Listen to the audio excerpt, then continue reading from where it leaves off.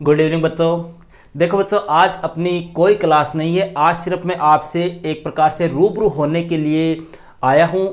देखो बच्चों, अपने कई दिनों से अपनी क्लास चल रही है और डेली कुछ ना कुछ कमेंट आप लोगों के ऐसे आ जाते हैं जो मेरे को इस प्रकार की वीडियो बनाने के लिए एक प्रकार से प्रेरित करते हैं। आप में से कई स्टूडेंट कमेंट करते हैं कि सर आप हमारे जवाब नहीं देते। तो भैया देखो, जवाब कितने के मैं दे सकता हूँ।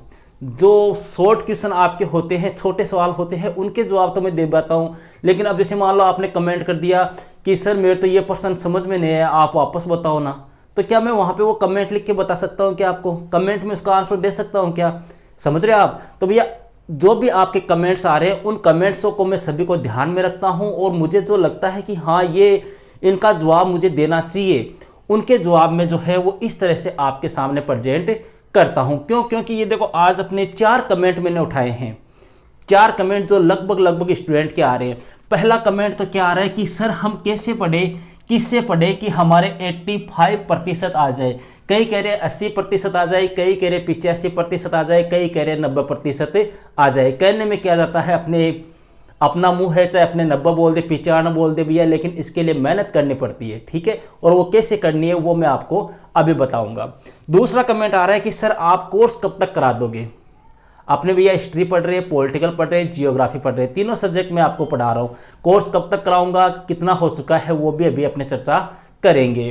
तीसरा है सर अर्धवार्षिक परीक्षा कब होगी, सिलेबस कितना आएगा, इसकी चर्चा भी करेंगे भैया। और चौथा कमेंट आ रहा है कि सर कौन से पार्ट से बड़े प्रश्न आएंगे, मतलब सर हमें ब्लूप्रिंट बताओ कि किस पार्ट से 1 प्रश्न आएगा, किस पार्ट से 2 प्रश्न आएंगे, या बड़ा प्रश्न कहाँ से आएगा, छोटा प्रश्न कहाँ से आएगा। इस प्रकार के 4 कमेंट जो है वो, हालांकि कमेंट और भी बहुत सारे हैं, लेकिन ये 4 कमेंट मेरे को ऐसा लगा कि लगभग स्टूडेंट के इनसे संबंधित समस्या आ रही है। तो इन्हीं के ऊपर आज की अपनी ये क्लास रहेगी, ये वीडियो रहेगा। सबसे पहले चर्चा करेंगे भैया अपने इस कमेंट की। देखो सर हम कैसे पढ़े, किससे पढ़े कि 85% आ जाए।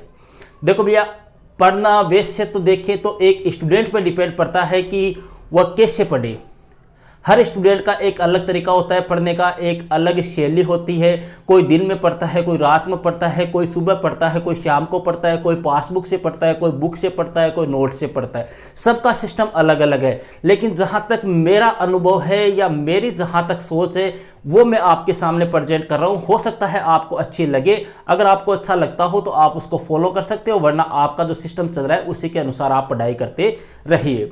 देखो भैया, अपने चैनल पर जैसे मान लो जितने भी स्टूडेंट जुड़े हैं उनमें से लगभग 70% स्टूडेंट तो ऐसे हैं जो स्कूलों में जाते हैं, जो स्कूल में जाते हैं, रेगुलर स्टूडेंट है। और 30% ऐसे स्टूडेंट है भैया जो स्कूल में नहीं जा पाते, जो घर पर रहकर ही प्राइवेट तैयारी कर रहे हैं, ऐसे स्टूडेंट है भैया।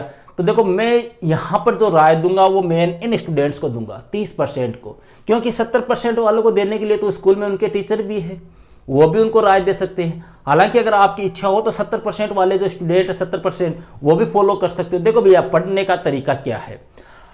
आपके 12वीं क्लास में 5 सब्जेक्ट है, ठीक है।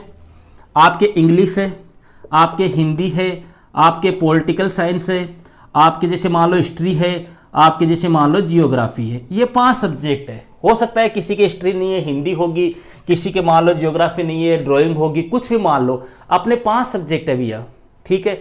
अब यहाँ पर देखो 5 सब्जेक्ट को भैया आप एक काम करो, इनका एक टाइम टेबल सेट करो। ऐसे मत करो कभी भी कि 1 घंटा हिंदी पढ़ ली, 1 घंटा इंग्लिश पढ़ ली, 1 घंटा पॉलिटिकल, 1 घंटा हिस्ट्री, 1 घंटा जियोग्राफी। ऐसे कभी भी मत पढ़ना भैया।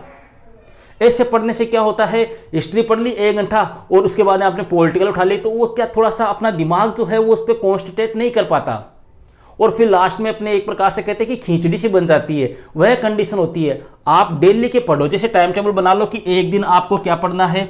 जैसे मान लो एक दिन आप पढ़ रहे हो पॉलिटिकल, पढ़ लो एक दिन, ठीक है, और हिंदी पढ़ लो एक दिन, और इंग्लिश ले लो एक दिन के, ये 3 सब्जेक्ट ले लो, ठीक है। दूसरे दिन आपको क्या पढ़ना है, आपको जियोग्राफी, और एक और कौन सा रह गया अपना,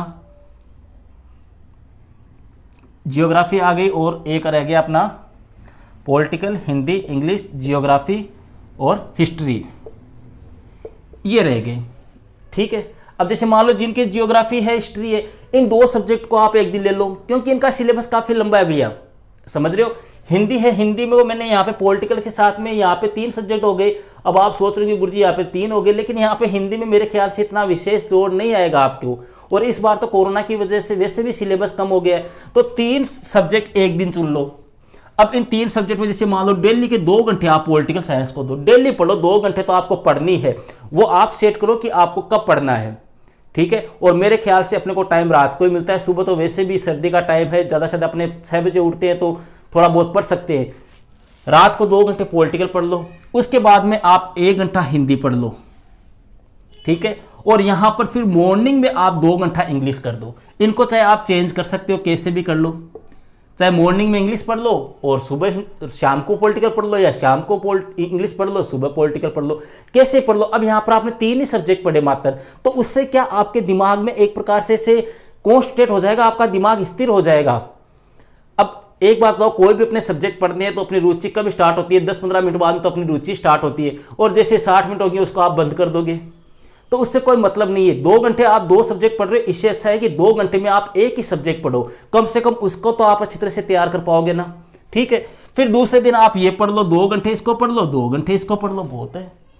डेली के आप 4 से 5 घंटे भैया अभी से खींचना स्टार्ट कर दो, जैसे ही अपने धीरे धीरे गर्मियां आने लग जाए, मतलब आपने जैसे मान लो 15 जनवरी के बाद में, या अपने 1 फरवरी से मौसम ठीक ठाक होने लग जाएगा वापस, ठीक है। उस समय से आप अपने टाइमिंग को बढ़ा दो, यहाँ पर आप 2-2 घंटे पढ़ रहे हो, उस टाइम पे 3-3 घंटा कर दो, 4-4 घंटा कर दो।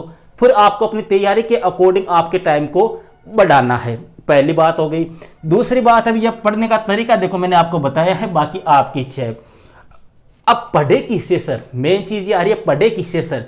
यूट्यूब से पढ़े, या स्कूल वाले टीचर से पढ़े, या पासबुक से पढ़े, या किससे पढ़े, ठीक है, कि आपके कितने आ जाए, अच्छे नंबर आ जाए। मैं 85% की नहीं कह रहा हूं, आपके अच्छे नंबर आ जाए। अच्छे का मतलब 80% आप क्रॉस कर जाओ, क्लियर है। उसके लिए देखो भैया एक सिस्टम है।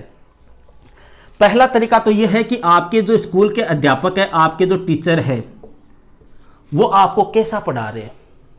अगर वो टीचर आपको अच्छा पढ़ा रहे हैं, अच्छे नोट्स लिखा रहे हैं, ठीक है, तो मेरे ख्याल से फिर आपको इधर उधर भागने की आवश्यकता नहीं है।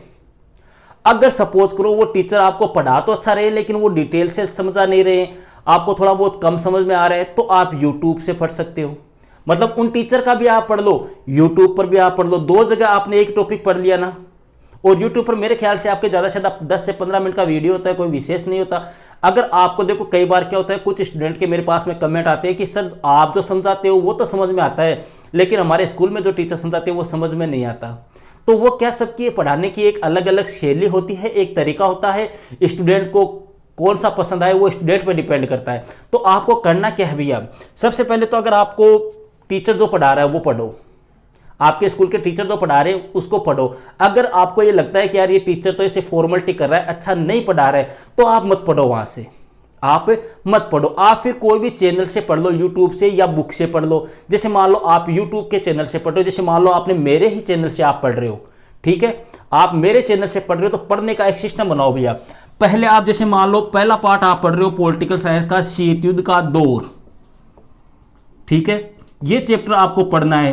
तो सबसे पहले जैसे मैंने इस शीत युद्ध के दौर की 2 या 3 क्लास ली है, 2 या 3 वीडियो है इसके।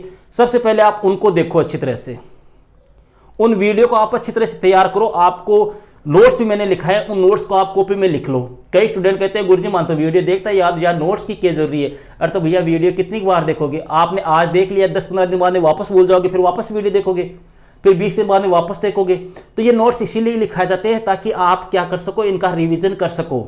वीडियो में आपकी 15 से 20 मिनट लगती है, नोट्स को आपको पढ़ने में कम से कम 5 मिनट लगती है, इसलिए नोट्स जरूर से लिखने हैं भैया, ठीक है। तो सबसे पहले आपको क्या करना है, जैसे मान लो मेरे YouTube चैनल से आप पढ़ रहे हो, सबसे पहले आप पहला पार्ट तैयार कर रहे हो, तो इस पार्ट के आप सारे वीडियो देखो जो मैंने पढ़ाए हैं, ठीक है। इसके बाद में भैया मैंने इसका टेस्ट भी लिया है, छोटे क्वेश्चनों का, 15 क्वेश्चनों का। उन क्वेश्चनों को आप हल करने की कोशिश करो। वहां पे देखो आपको कितने आ रहे हैं, कितने गलत हो रहे हैं, कितने सही हो रहे हैं, ठीक है। इसके बाद में भैया मैंने इस पार्ट के आपको बड़े क्वेश्चन भी बताए हैं, लगभग 4 से 5 क्वेश्चन, निबंधात्मक क्वेश्चन, उनको आप तैयार करो।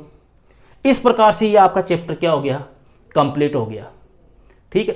फिर अगर आप चाहो, अगर आपकी इच्छा हो, तो भैया आप कोई सहायक सामग्री काम में ले सकते हो। सहायक सामग्री जैसे मान लो आपने पासबुक काम में ले ली, चाहे से आप संजीव की ले सकते हो या चाहे से आप एक्सीलेंट की ले सकते हो, आपकी जो भी इच्छा हो।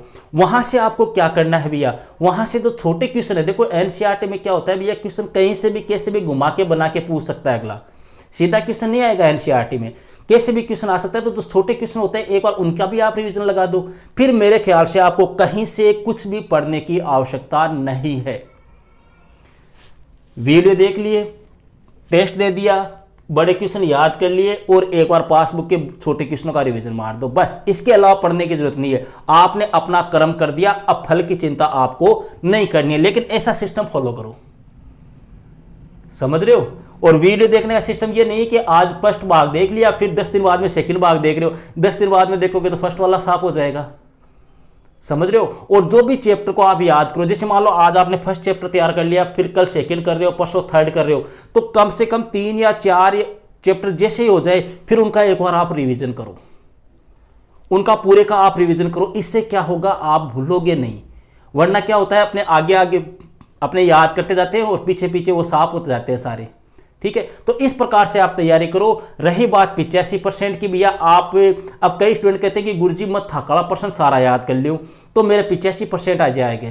तो देखो भैया, मैं अभी भी आपको कह रहा हूं, आपके 85% आए या नहीं आए इस बात की गारंटी मैं नहीं लेता, लेकिन जो मैं क्वेश्चन आपको दे रहा हूं, जो मैं क्वेश्चन आपको करा रहा हूं, उनको आप तैयार कर लो। आपके पेपर में 80% का मैटर आ जाएगा। आपका जो पेपर होगा उसमें 80% मैटर जो है या 80% जो क्वेश्चन है वो अपने ही आएंगे, ये मान के चल लो।